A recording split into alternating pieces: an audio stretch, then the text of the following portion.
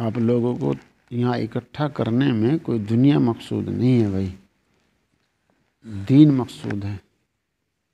इस बिल्लाहि मिनश शैतानिर रजीम बिस्मिल्लाहिर रहमानिर रहीम वल्लज़ीना कफ़रू बअज़ुहुम औलियाउ बअज़ इल्ला तफ़अलूहु तकुन फ़ितनतुन फ़िल अर्दि व फ़सादुन कबीर। सदक़ल्लाहुल अज़ीम। अगर मुसलमान एक दूसरे के मुआविन नहीं होंगे, दायां बाएं को धोएं, बाएं दोनों मुआविन हैं एक दूसरे के, साफ़ सुथरे रहें। दायां बाएं को धोए और बायां दाएं को धोए तो दोनों साफ़ सुथरे रहें। दायां हाथ बाएं का मुआविन और बायां दाएं का मुआविन है। अगर इस तरह मुसलमान मुआविन हों, अगर इस तरह सारे मुसलमान एक दूसरे के मुआविन हों, बस फिर जवान रहेंगे, सारे मुसलमान जवान रहेंगे अगर एक दूसरे के मुआविन हों। और फितना नहीं होने का, फसाद नहीं होने का। ये जो जितना फसाद हो रहा है ना, फितना हो रहा है, ये कुरान पाक में पहले ही बता दिया, इल्ला तफ़अलूहु। अगर तुमने ये इस्लामी रिश्ता, इस्लामी बिरादरी, बस एक ही बिरादरी भाई, कौन सी? इस्लामी बिरादरी। मदीना मनव्वरा में हबशी गुलाम और रूम के रहने वाले और अरब के रहने वाले इस तरह चलते जिस तरह एक माँ बाप के औलाद है। सुभान अल्लाह। सैयदना हज़रत उमर रज़ियल्लाहु अन्हु फरमाया करते थे, हमारे सरदार ने हमारे सरदार को आज़ाद कर दिया। कौन? सैयदना हज़रत बिलाल हबशी रज़ियल्लाहु अन्हु।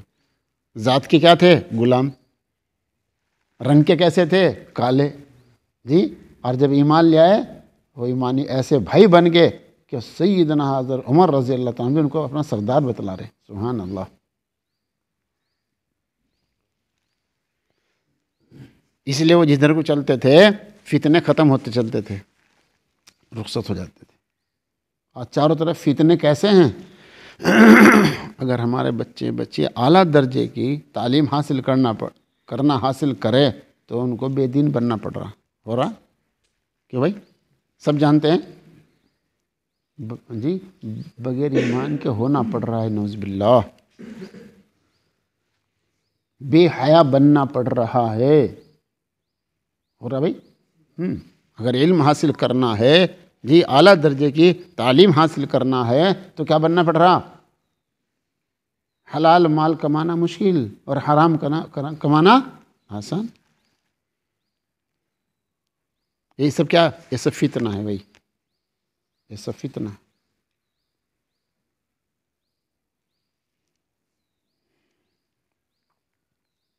मुसलमान तकसीम हो गए, तकसीम दर तकसीम। पूरी दुनिया में देख लो, फ़िरक़ा, शिया है, सुन्नी है, सब तकसीम हो गए, टूट गई कमर।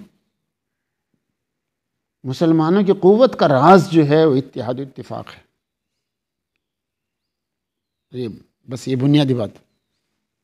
मुसलमानों की जो क़ुव्वत और ताकत का राज है वो क्या है? हाँ, गैरों ने समझ लिया, क्या कहें? लड़ाओ और फ़ायदा उठाओ।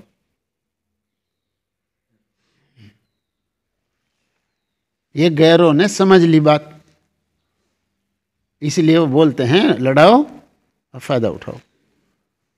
वो जानते हैं मुसलमान की क़ुव्वत का जो राज है वो इनका इत्तिहाद और इत्तिफ़ाक़ है।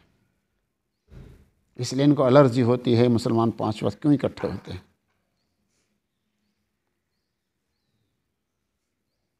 समझ में आ रहा? जो मस्जिद से दूर हो गया ना, बस वो पता नहीं कहाँ पहुँच रहा है, वो पता नहीं कहाँ पहुँच रहा है, पता नहीं कहाँ पहुँच रहा है। बस इतना बेहतरीन निज़ाम हमारी शरीयत में, भाई ये हमारी बदनज़मी है भाई, ये हमारी बदनज़मी है। वरना मज़हब इस्लाम में इतना बेहतरीन इंतज़ाम है, कहीं नहीं मिलने का आपको, कहीं नहीं मिलने का।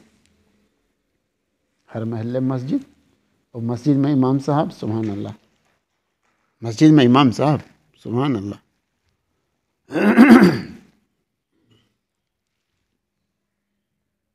ये हमारी बेउसूली है और हम अपने बच्चों को समझाते नहीं हैं। वरना तो फितरी तौर पर इमाम साहब से मोहब्बत पूरे महल्ले को फितरी तौर पर।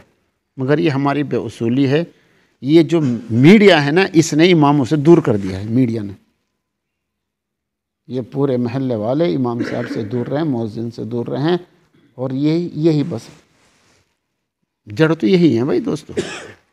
हमारे अइम्मा ही जड़ हैं असल।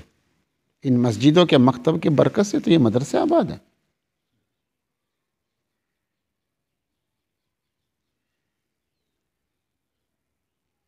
तो मुसलमानों की क़ुव्वत का राज क्या हुआ? इत्तिहाद इत्तिफाक। इत्तिहाद इत्तिफाक को खोरा गुस्सा। इमाम को गुस्सा आ जावे बस फिर मुक़्तदी की खैरियत नहीं है, और मुक़्तदी गुस्सा आ जाए तो इमाम की खैरियत नहीं है, और दोनों तरफ गुस्सा हो जाए फिर कुछ और हो जाएगा।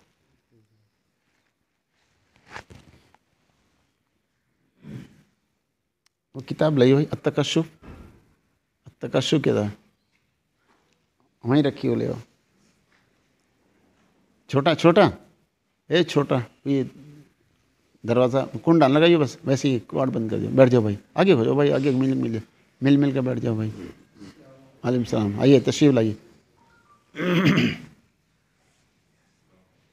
सलाम। शाबाश, डाल दो इनके कमर पर, डाल दो इनके कमर, हाँ ऐसे यूँ। आगे मिल जाओ भाई, आगे मिल जाओ भाई।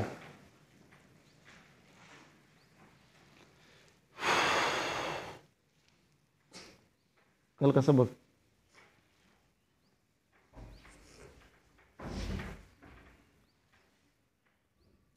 सर पर ना डालो, कंधे पे डालो, कंधे पे, हाँ ऐसे ही हूँ, माशाल्लाह। मुसलमानों की क़ुव्वत का राज क्या है भाई? इत्तिहाद व इत्तिफाक, इत्तिहाद व इत्तिफाक। खोल के दो।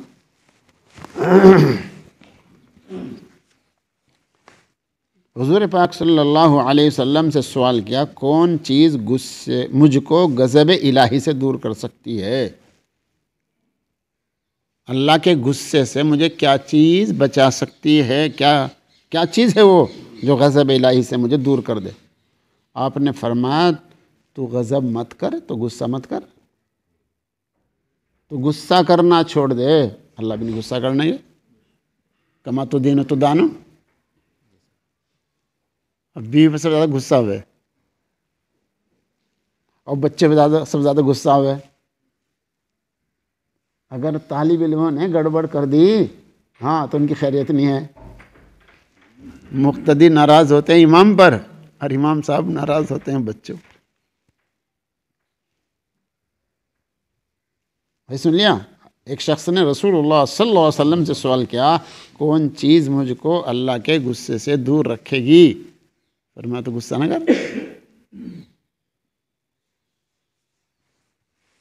सुना भाई? तो गुस्से से तोड़ हो रहा। मैंने जिस पे गुस्सा किया, बहस की, बात बिगड़ी, सुधरी नहीं है।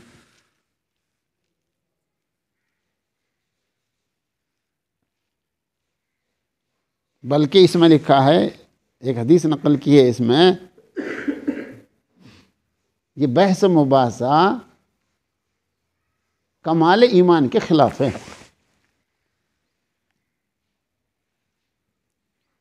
कमाल ईमान के खिलाफ है बहस मुबासा करना, चाहे मुख्तदी से हो चाहे बीवी से हो।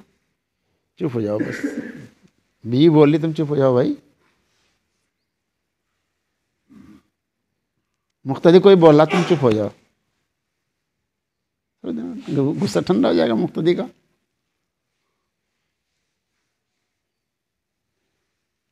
तो जब गुस्सा आएगा तो भाई तोड़ होगा, कुव्वत कमज़ोर होगी बस। यानी यूँ देख लो, मियाँ बीवी दो हैं, अगर इनकी कुव्वत को बरकरार रखना है तो इत्तिफाक रखना पड़ेगा। एक घर के जितने अफराद हैं, अगर अपने घर को मजबूत दिखाना है तो भाई देखो, बंद मुट्ठी बोलते ही नहीं, लाकी, और खुली तो खाकी। अगर हम मरकज़ वाले गुटबाजी करेंगे तो हमारा मरकज़ कमज़ोर है। तो मियाँ बीवी अगर इख्तलाफ करेंगे, इख्तलाफ तो गुस्से में ही होगा, मुफ्ती साहब रहमतुल्लाह अलैह से अर्ज़ किया, अजी तलाक तो दी मगर गुस्से में दी। फरमाया मोहब्बत में कौन देता है? मोहब्बत में कौन तलाक देता है भाई? ये तो गुस्से में ही आती, गुस्से में तोड़ होता है और फिर पछताना पड़ना। ऐसे ऐसे पछताने वाले देखे हैं और जब याद आ जाए तो रोंगटे खड़ा जा।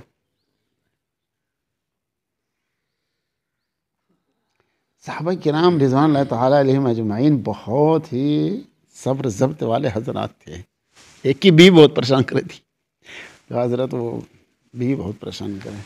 फरमाया फिर उसको तलाक दे दे। हाँ अजी तलाक? अजी वो तो रोटी पोवे, अजी कपड़े भी धोवे, अजी घर को भी साफ रखे, अजी मैं घर से बेफिक्र रहूं। फरमाया बर्दाश्त कर।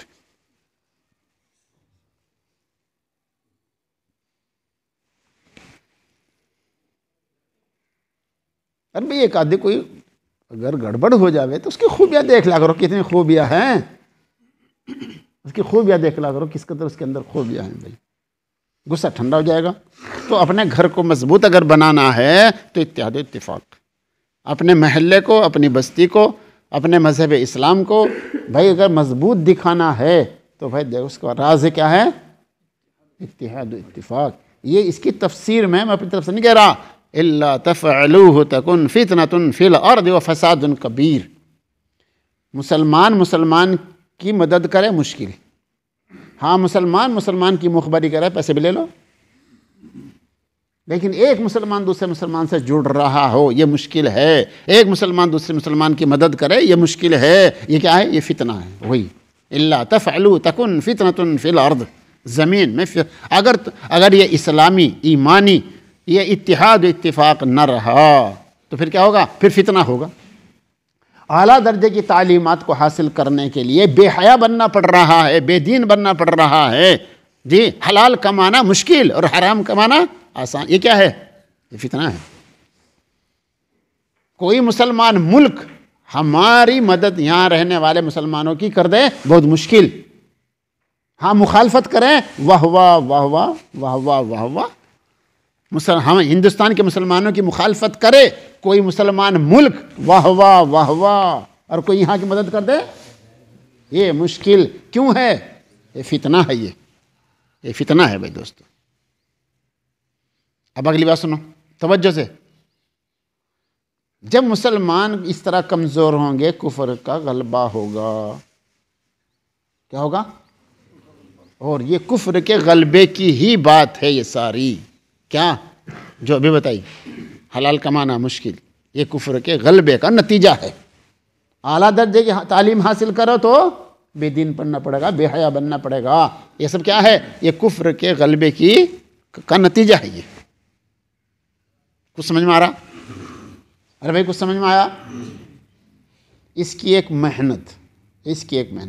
अब देखो पूरी दुनिया में शिया सुन्नी हो गया इख्तलाफ, कमर टूट गई। फिर आगे चलिए, इलाक़ों का इख्तलाफ, ज़बानों का इख्तलाफ, अंतखारजी। जो अरब में रहते हैं, जो कतर में रहते हैं वो जानते हैं। एक इंजीनियर आया मेरे पास, सऊदी अरब में रहता था, ये लखनऊ का रहने वाला। कहा जी अरब में सब कुछ है जी, सऊदिया में सब कुछ है, बस अपनाइयत नहीं। अंतखारजी तेरा उठे क्या है? क्या तेरा बाजा? ये क्या है? ज़बानों का इख्तलाफ। तो अजमी है, हम अरबी हैं, टूट की कमर। इलाक़ों का इख्तलाफ, और पहले तो सूबा वार था। मेरे बचपन में तो सूबा वार था, ये बिहारी है, ये बंगाली है, ये यूपी वाला है। अब तो ज़िला वार है। ये मुजफ्फरनगरी देखो, अरे इसके पास ना लगे, मुजफ्फरनगरी है, ये बिजनौरी है, अब तो ज़िला वार हो गया। शेख ज़करिया रहमतुल्लाह लिखा है, इन अंजुमनों ने जो अंजुमन बन गई हैं, इन्होंने तासुब के बीज डाल दिए। अब तुम्हें खल रही होगी ये बात। तुम तो यहाँ से बैठे बैठे भी अपने अंजुमन की मदद करते होगे। एक रिसाला इश्तराइक है, उसको पढ़ लेना। अगर किसी को इश्काल हो रहा हो तो एक रिसाला है, रिसाला इश्तराइक, उसको पढ़ लेना।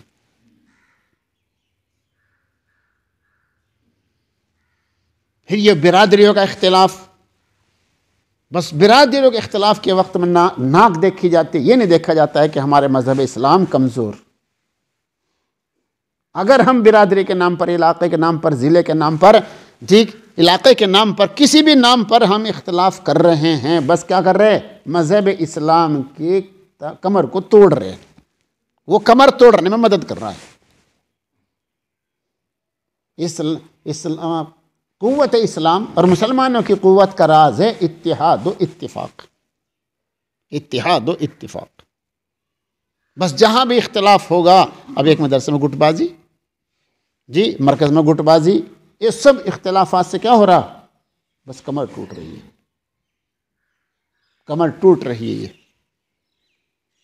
इसकी सबसे बड़ी वजह ये है, हमारी बेफिक्री है, लापरवाही है, गफलत है कि हमें ये फिक्र नहीं है कि शरीयत क्या कह रही है। अगर इसका लिहाज हो जाए कि भाई हलाल क्या है, हराम क्या है, जायज़ क्या है, नाजायज़ क्या है, इख्तलाफात की बुनियाद ख़त्म हो जाए। ये हमारे जहनों में नहीं रहा। भाई हमारी नाक सीधी होनी चाहिए, हमारी पार्टी की बात होनी चाहिए। अब तो दो भाई हैं एक घर में, दोनों अलग अलग पार्टी के हैं, इन पार्टियों ने और भेड़ली फोड़ दी कि भाई समझ मारा। इसलिए अल्लाह के वास्ते इसमें थोड़ी सी ताउन करें। यहाँ भी तुमको जोड़ा गया है जी, ये कोई दुनिया के वास्ते नहीं, ये तुम हजरात जिम्मेदार हो, तुम हजरात जिम्मेदार हो, तुम ही काम करने वाले हजरात हो। मेरे जैसा बुढ़ा क्या करेगा, कुछ भी नहीं करने का। जवानों पे ही होता है जो कुछ होता है। अगर जवान लग जावे इस बात को लेकर, यूँ ना सोचे मेरे से क्या होगा, ये एहसास कम तरीन है। मुसलमान को बुलंद हौसले के साथ साथ बुलंद परवाज होना चाहिए। क्या होना चाहिए? हज़रत मूसा अलैहिस्सलाम कितने जलाली थे जी, 8-10 साल हज़रत शुएब अलैहिस्सलाम की खिदमत में रहे। अब तो है 3 दिन लगाना भी मुश्किल हो रहे। किसी को कह दे खानका में रह ले, कहाँ से लाए वक्त, बेचारा छुट्टी छोड़ी सी होती है, क्या करें भाई, जब छुट्टी हो जब भी नहीं आते। मुझे कोई कहता मैं आना चाहूँ, बस मैं एक शर्त लगाता हूँ, मैं कहा भाई आ तो जाइए, अकेला आइए। क्यों कहता हूँ? बात बैठ के बात करें, और जो बात करे वो सोना मिट्टी हो जा, और जो बात नहीं करता मिट्टी भी होगा सोना बन जाएगा खुद ब खुद।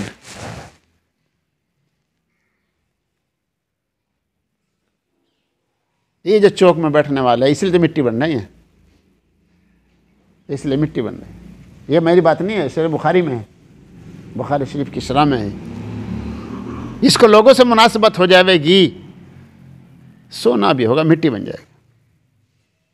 जिसको खलवत तन्हाई पसंद हो जाएगी, मिट्टी भी होगा सोना बन जाएगा। हमारे नबी सल्लल्लाहु अलैहि वसल्लम कहाँ पहुँच गए थे, और वहाँ जाकर क्या, वहाँ बस वो हरम शरीफ को छोड़कर अब अंदाज़ा लगाएं। बाज़ उलमा ने लिखा है, फरमाया है कि जिसको कुढ़न होती है ना, कुढ़न, वो कुढ़न में बात समझ में नहीं आती, कुढ़न वाली बात खुलती नहीं है जब तक वो बीच में रहेगा, और तन्हाई में जाकर बैठेगा तो समझ में आएगा, रास्ता खुलेगा। इसलिए हमारे नबी सल्लल्लाहु अलैहि वसल्लम हरम शरीफ को छोड़कर कहाँ पहुँच गए? गारे हिरा में।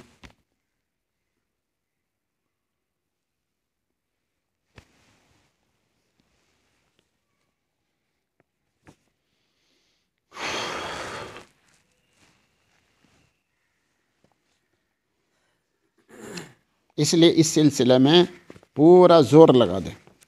अच्छा ये कब होगा?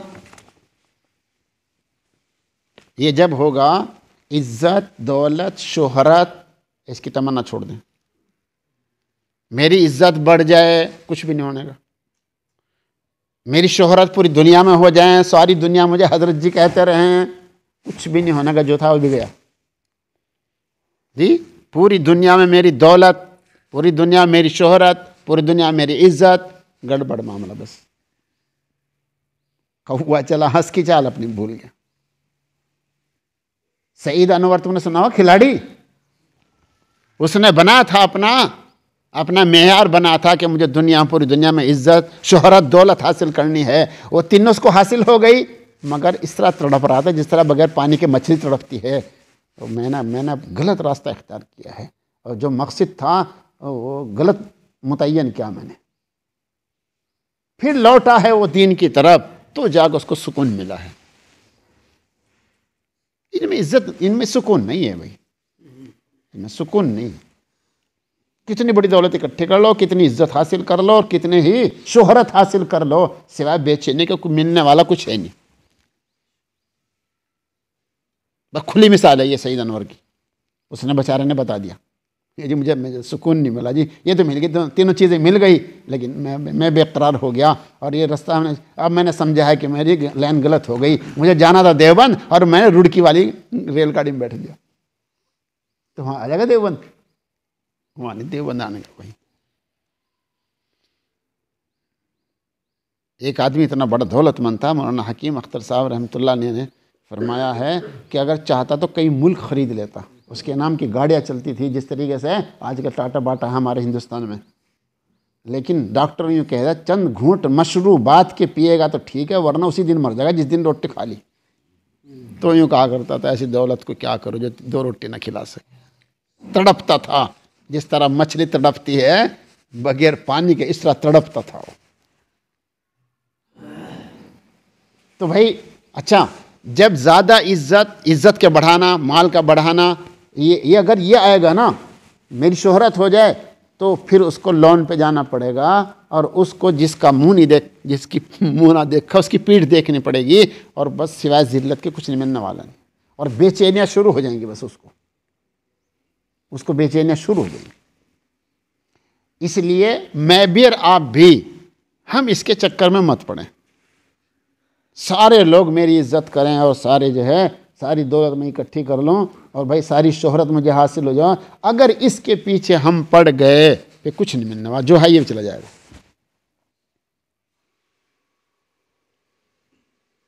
आज का लखपति लाखों का मकरूज, आज का करोड़पति करोड़ों का मकरूज, मेरे पास ये सब रोजाना किससे आते हैं।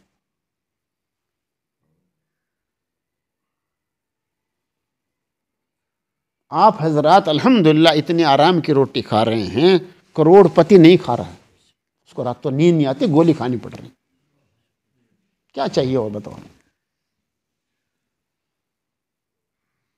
इसलिए इसकी फिक्र कर लो, हमारा कोई काम शरीयत के खिलाफ ना हो। उस रिसाला इश्तराक में लिखा है बगैर दाढ़ी के बच्चों का मैक पे आना, लड़कों का मैक पे आना, लड़की की बात नहीं कर रहा मैं, लड़की की बात नहीं, लड़कों की बात। मैक पे आना बगैर दाढ़ी के बच्चों का, ये क़यामत की अलामतों में से। अब हमारे बाज़ हिम्मत तो लड़की को खड़ा कर दें मैक पे, और एक ने तो मुझे लड़की की तकरीर सुनाई, मुझे मेरे मोबाइल में लड़की की बेहतरीन तकरीर है, ये हाल हो रहा है।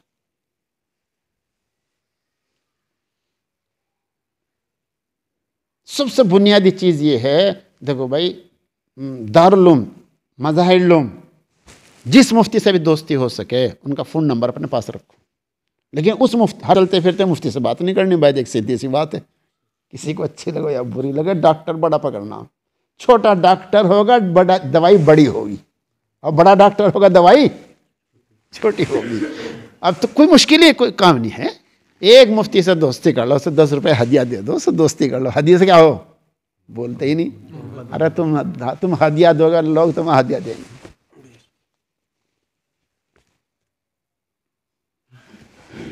मुफ्ती साहब के पास जाओ, 10 रुपये बेचारे सीधे साधे आदमी, हमारे मुफ्ती साहब तो 10 रुपये मान जा, वो तो 10 रुपये लेके भी खुश हो जाए। तो किसी मुफ्ती से दोस्ती कर लो, दारुल इफ्ता में बैठने वाले, चलते फिरते नहीं, दारुल इफ्ता में बैठने वाले मुफ्ती साहब से दोस्ती कर लो।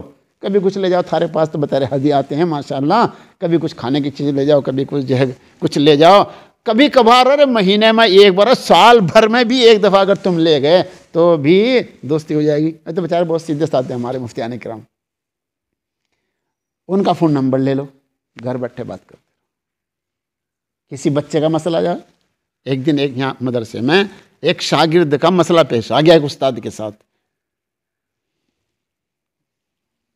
वो पता नहीं मुझे क्या, मुझे पूरी मेहनत तहकीक नहीं करी। वो कभी कभी मेरे पास आता था तालिब इल्म, मैं इबरत के लिए बता रहा हूँ, वो कभी कभी तालिब इल्म मेरे पास आता था। एक उस्ताद ने कह दिया या तो ये रहेगा या मैं रहूँगा। और मेरे को तो लड़ना नहीं आता भाई, मेरे तो पैर नीचे ज़मीन सरक गई, देखो क्या होगा। बस मुल्ला की दौड़ मस्जिद तक, तो मैं दांत दोस्ती कर रखी थी, वहाँ गया शेख साहब रहमतुल्लाह अलैह के पास। मगर जो मदरसे में इस तरह हो गया फरमाया जितना जल्दी हो सके उस बच्चे का दाखिला कहीं करवा दे।